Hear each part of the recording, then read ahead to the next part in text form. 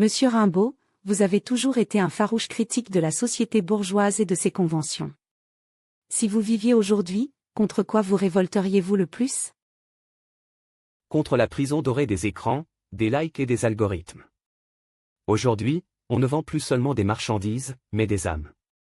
On transforme les êtres humains en avatars, en flux de données, en pantins de la norme numérique. La société du spectacle, c'est fini, on est entré dans la société de l'illusion.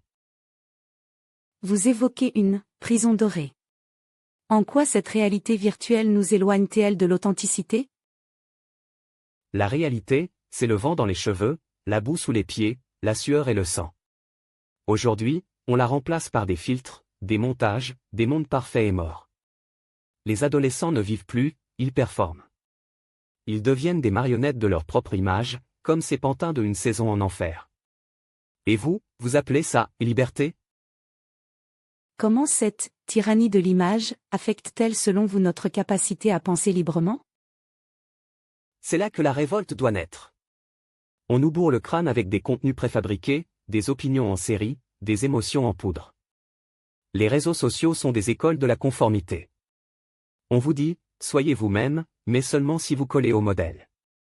Si vous osez douter, si vous refusez de liker le mensonge, on vous étiquette troubleur, extrémiste. C'est la censure la plus perfide, celle qui vous rend complice de votre propre aliénation. Quel serait, selon vous, le moyen de résister à cette machine à broyer l'individualité? La même que toujours, l'ivresse.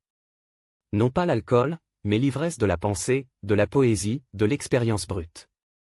Désapprenez les règles. Marchez pieds nus dans la rue, touchez les murs, respirez l'air vicié des villes. Écrivez des mots qui fassent mal. Dites non à la dictature du « toujours plus ». Et surtout, doutez. Doutez de tout, même de ce que je dis.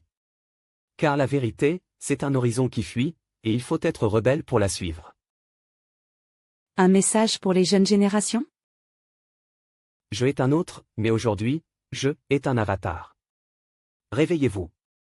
Déconnectez-vous des chaînes dorées, marchez vers le chaos, buvez la vase et la lumière. Et souvenez-vous, la vraie révolte, c'est d'aimer la vie comme elle est, crue et sauvage, et non comme on vous apprend à la rêver.